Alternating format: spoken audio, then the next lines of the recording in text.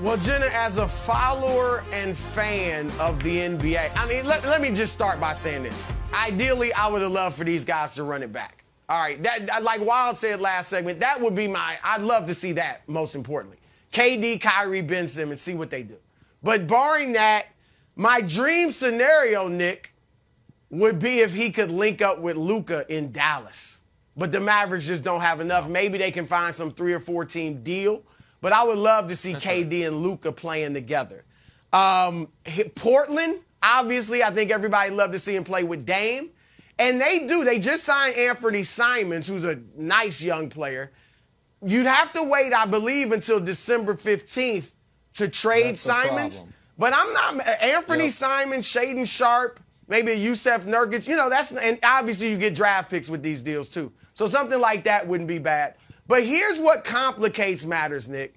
Because of an obscure rule in the collective bargaining agreement, the Nets, as long as Ben Simmons is on the team, there are a number of star players that they can't trade for with a Kevin Durant trade. And look at this list. He wanted to go to Miami, Bam Adebayo, Phoenix, Devin Booker, none of those guys. I would want a number of those guys. So how about maybe the first thing you try to do, and you broached this a couple of weeks ago, Nick. Do you kick the tires on a Ben Simmons, Kyrie Irving to the Lakers for Anthony Davis, Russell Westbrook? And then that way I could trade KD for Donovan Mitchell or Jamal Murray. You know, any of these young, I don't know if I want, but theoretically Bam, any of that. So there's a lot of things they can look at, but it's complicated by that rule that they can't move him for these. I will say this. I would be looking, if I'm the Nets, for star power, not just totally young players and draft picks. I want to be good now. They've waited long enough. Brew, luckily for you, and don't show them yet, I've got some trades for you that I think check those boxes. But first, listen, the Suns thing is complicated by the fact that they need DeAndre Ayton to want to be a net or to want to be a part of it, because it would have to be a sign-and-trade scenario. Right. Ayton has no obligation. And the Nets don't seem to believe they're getting DeAndre Ayton because they just signed Claxton. The Heat is part of it is complicated by what Brew just said.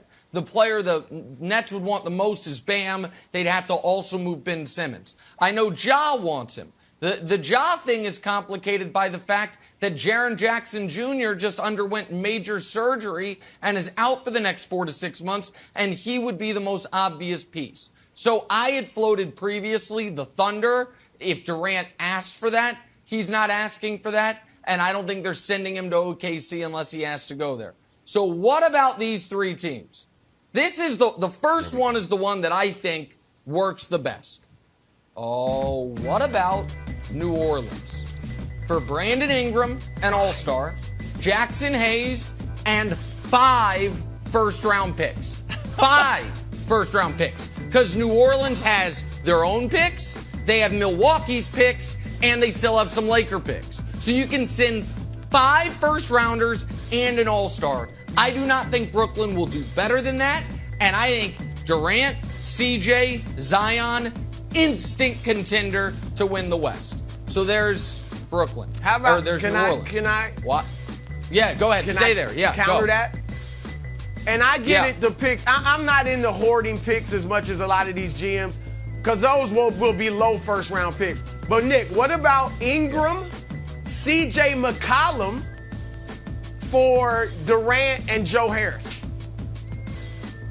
I don't think I think the Nets need the picks, Brew.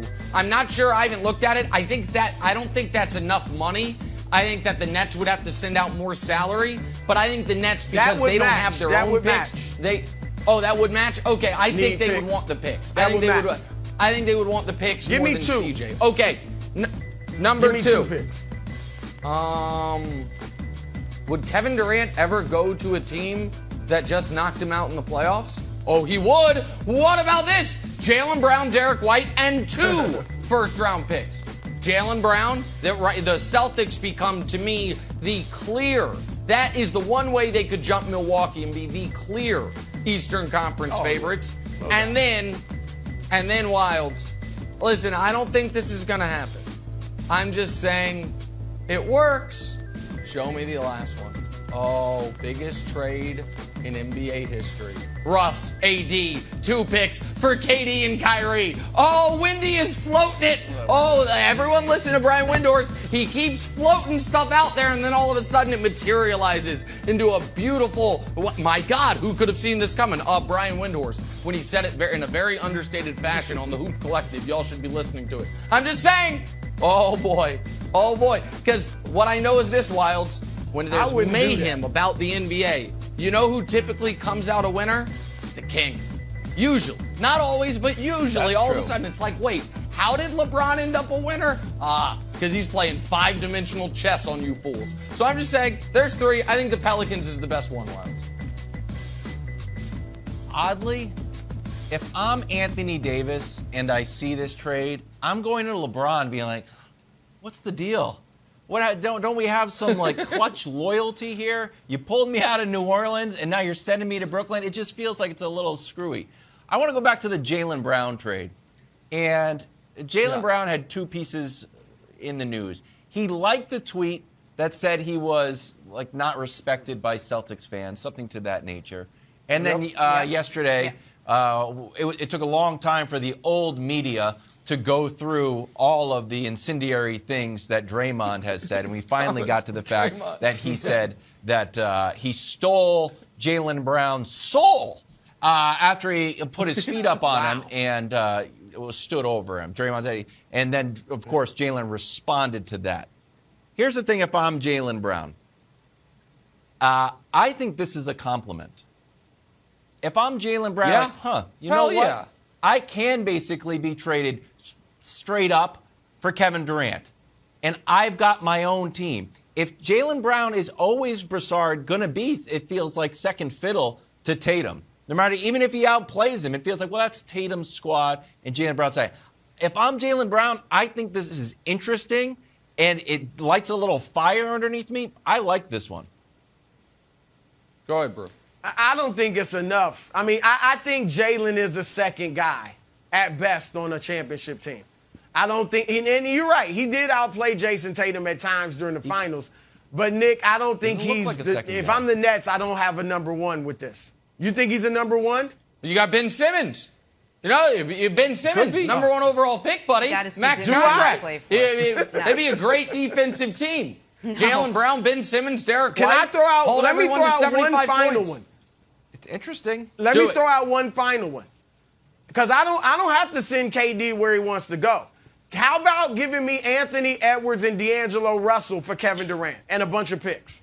I'm not trading Anthony D'Angelo's back. I'm not trading Anthony Edwards.